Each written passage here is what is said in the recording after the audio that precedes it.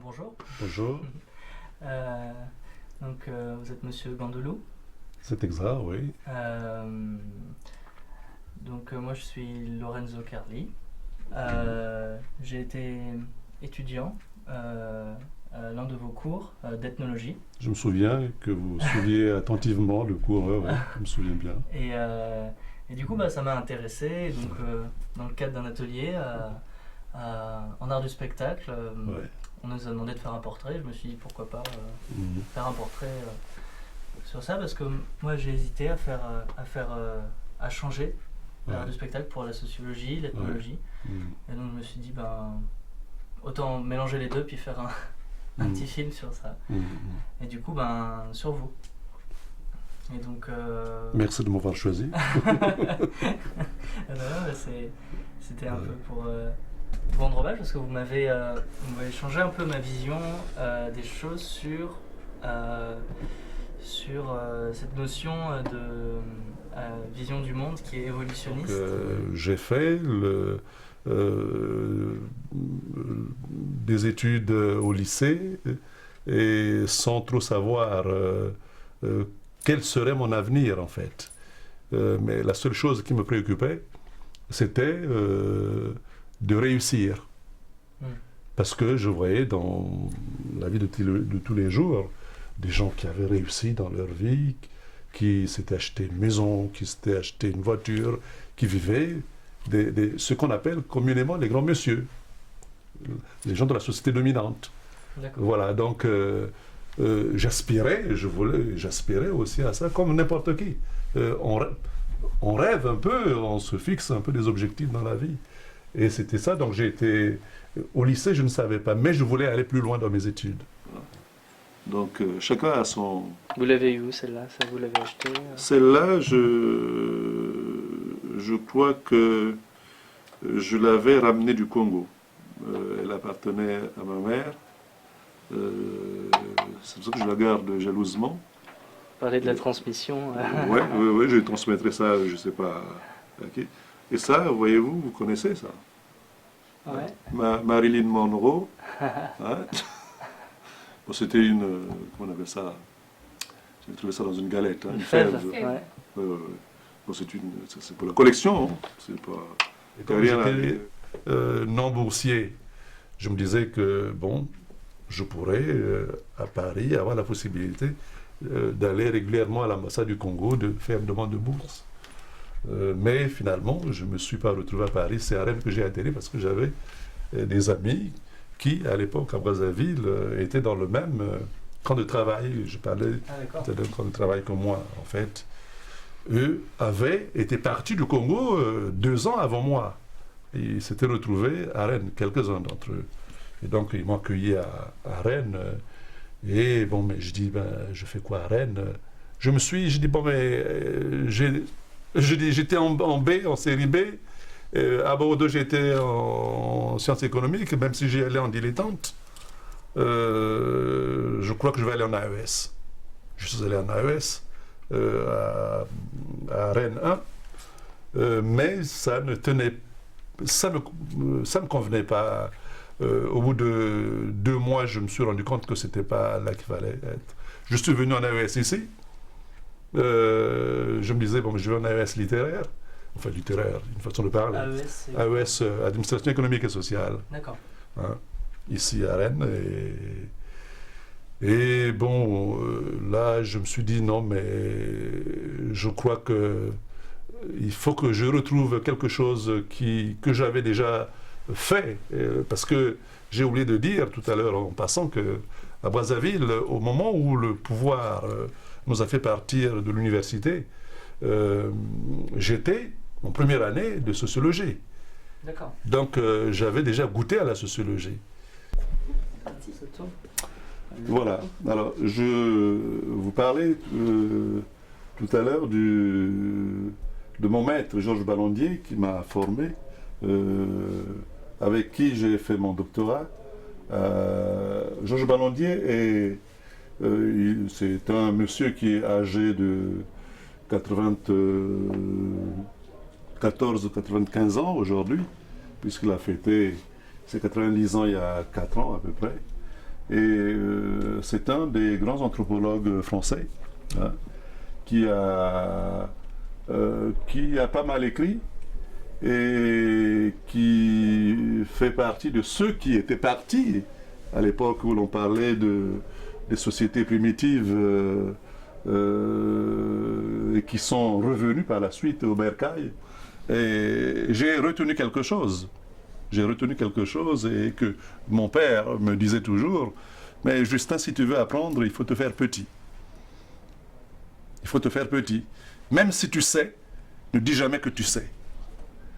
Et donc, c'est comme ça que j'ai toujours vécu ma vie d'apprenant. Hein. Ma vie d'apprenant, c'est comme ça que je l'ai vécu, c'est-à-dire que j'ai voulu savoir ce que je ne savais pas. Et si je disais toujours je sais, je n'aurais jamais appris. Et quand je suis arrivé ici, avec l'expérience que j'avais déjà, j'avais été étudiant, j'avais enseigné, je suis redevenu étudiant avec d'autres personnes, d'autres jeunes gens qui avaient peut-être 2 ans, 3 ans de moins que moi, ou 4 ans de moins que moi. Mais avec ma petite expérience de la vie, ma petite expérience comment dirais-je, des études, je n'ai pas cherché à réfuter ou à tenir à distance ceux qui voulaient m'apporter un savoir. Et donc ça, c'est une chose. Hein. Maintenant, lorsque je suis repassé de l'autre côté dans ma position d'enseignant, puisque c'est le rapport maître et élève, je dois dire que dans ce rapport, nous avons besoin aussi d'être un peu humble. L'enseignant, c'est quelqu'un aussi qui doit être humble. Et avec la préoccupation simplement de donner le savoir. De savoir donner le savoir. Et bon, ça relève maintenant de la pédagogie. Hein. Comment faire de sorte que l'on puisse transmettre ce que l'on sait à des gens qui ne savent pas. Même si on a l'impression qu'ils ont du mal à savoir ce que je dis, ou à comprendre ce que je dis. Hein. Donc c'est un rapport, si vous voulez, qui, d'un côté comme de l'autre, a besoin d'humilité, voilà.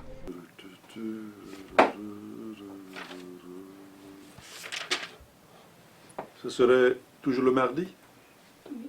Ouais, le mardi, 14h. Donc on sera... En soit vous pouvez vraiment de 14h à 17h30. On est mardi 18 février. Il y a une semaine entre tout à l'heure et maintenant. Entre la dernière fois où on a filmé. Et donc du coup, là on va aller au parc de Bréquigny. Monsieur Gandoulou va nous y amener. Oui. On y va en voiture, il fait beau. Et puis voilà, c'est parti. On a 7 minutes. On a 7 minutes. Dans 7 minutes, on est à Bréquigny.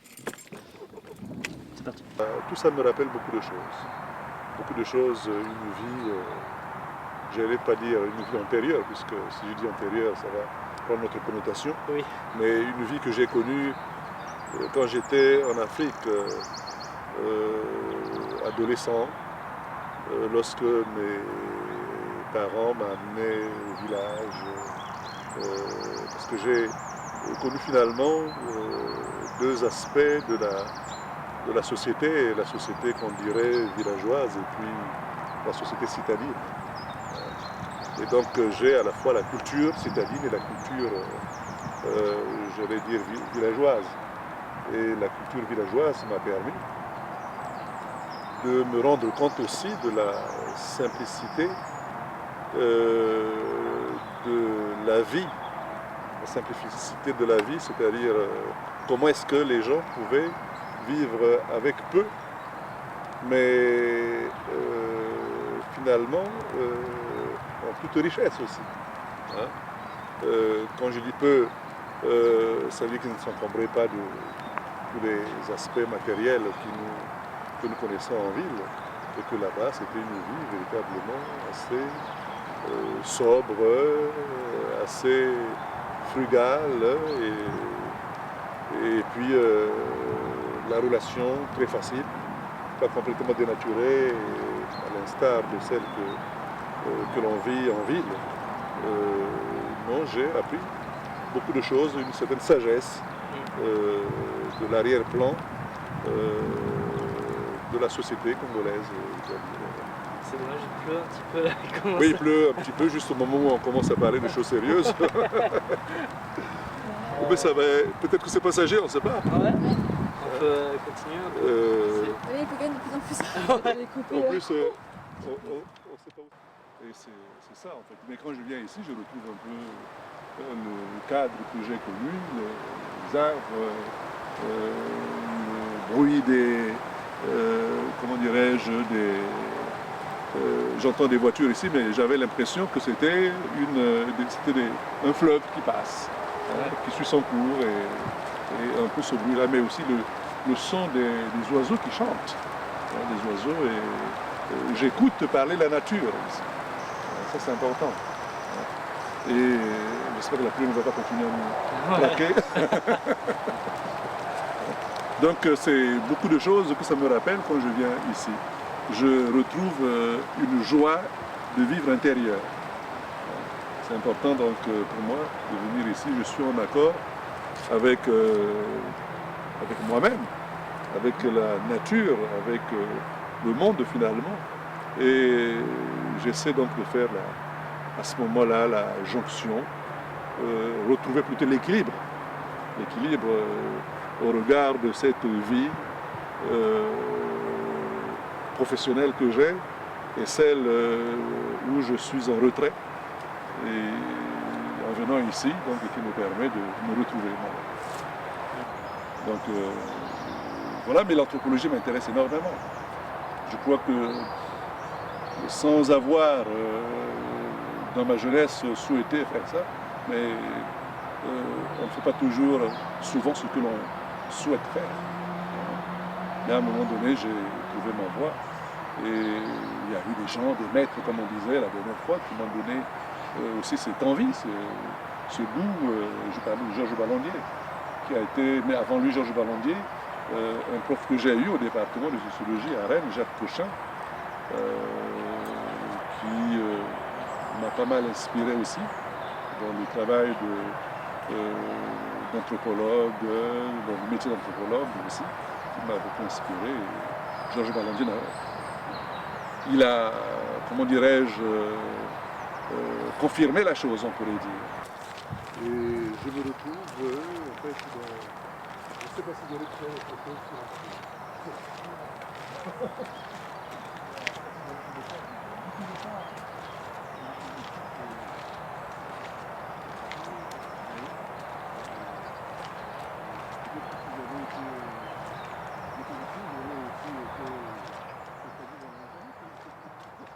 il y a ces populations qui sont réparties.